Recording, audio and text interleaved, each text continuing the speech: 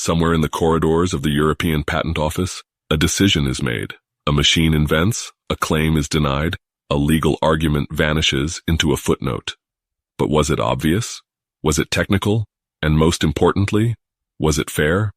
Welcome to the Convict Maze, an experimental podcast where we unravel the strange and intricate world of software patent case law at the EPO, told in the style of a Kafka novel.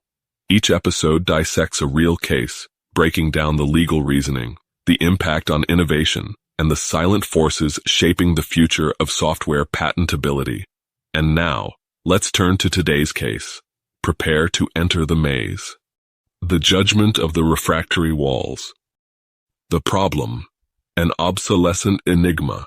The factory roared in perpetual agony, its belly devouring metals, melting them into primordial chaos.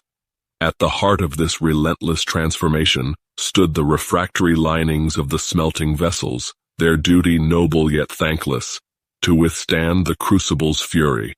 They eroded, flaked away into dust, sacrificed to the molten abyss.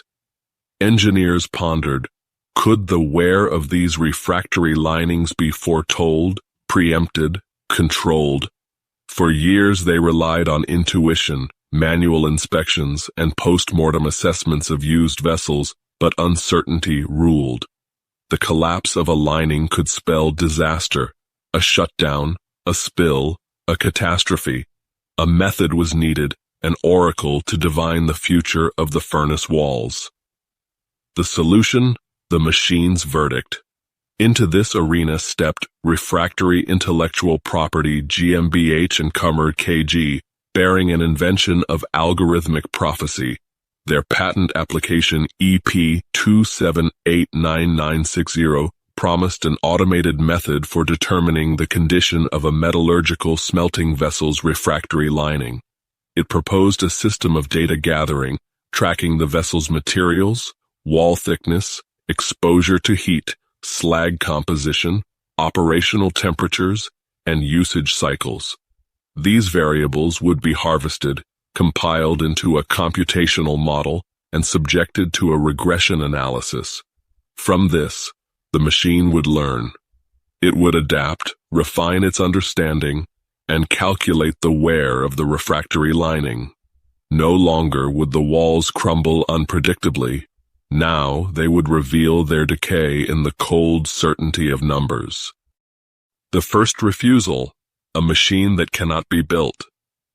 The European Patent Office, EPO, the bureaucratic sentinel of innovation, stood unimpressed.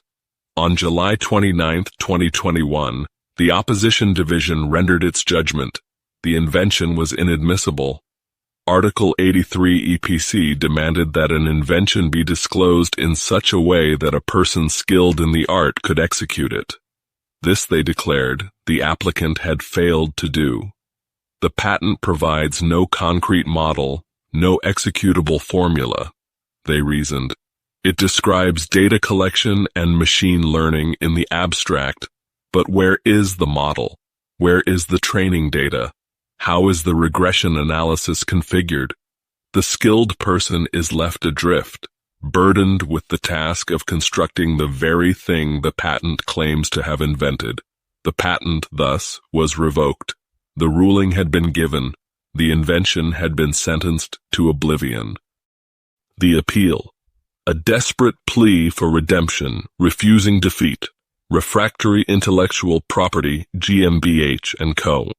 KG lodged an appeal. They implored the Technical Board of Appeal 3.2.03 to reconsider. Their arguments resounded in the tribunal's chamber. The invention was not an unworkable abstraction, but a manifestation of modern machine learning principles. The model was inherently self-learning. It did not require exhaustive specification. The skilled person would know how to implement such an approach based on available AI methodologies. A verdict was sought. Would the tribunal restore the patent to life, or was its fate sealed? The board's final judgment. The sentence confirmed.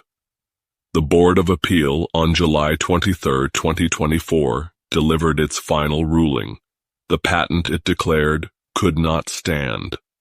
The invention failed to meet the standard of sufficient disclosure under Article 83 EPC. Their reasoning was labyrinthine, their arguments inexorable, a model that did not exist.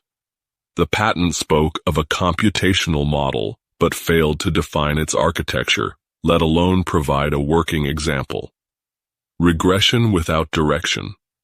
The concept of regression analysis remained a ghostly whisper, with no methodology detailed. Was it linear, logistic, Bayesian? The patent did not say. No starting point, no proof. Unlike prior cases where a machine learning model had been at least outlined, here no structure was provided. The skilled person was abandoned in the void. A research program in disguise. Instead of an invention, the patent demanded the reader embark on an odyssey of discovery to figure out for themselves how to make the system work. The appeal board dismissed the appeal. The request for reimbursement of the appeal fee was denied. The invention was erased from the register of granted patents, cast into the abyss of unpatentable ideas.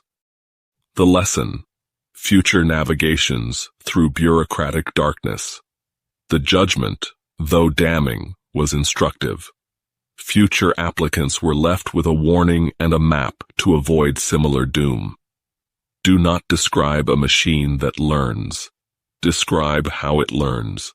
A patent must include explicit guidance on its training data, model architecture, and parameters. Regressions must not be a mystery. Define the statistical methods, their application, and their expected outputs. Provide examples. A working prototype or demonstrable embodiment is the surest defense against the void of insufficiency. Avoid the pitfall of vagueness. If a skilled person must undertake extensive experimentation to understand the invention, it is no invention at all. Thus ended the saga of EP 2789960, a vision of AI-driven metallurgy swallowed by the yawning chasm of legal formalities. The furnace walls would continue to wear, to decay in quiet oblivion, until another would dare to file again, this time armed with the wisdom of the tribunal's decree. The judgment had been made. The doors of the tribunal closed. The smelting continued. And so, another case is closed, or perhaps merely postponed. Awaiting its fate in the endless files of the system, you have been listening to the Convict Maze. If you found this episode useful, or at least less confounding than the legal machinery itself, consider leaving a 5-star rating. It may not alter the course of case law, but it ensures that these stories continue to be heard. This podcast is curated by Bastian Best, a European patent attorney who has spent years navigating the labyrinth of software patents. If you seek clarity in this shifting landscape, his mailing list offers exclusive insights. The link, if it has not yet disappeared, is in the show notes. Thank you for listening. And remember, the next case is already waiting.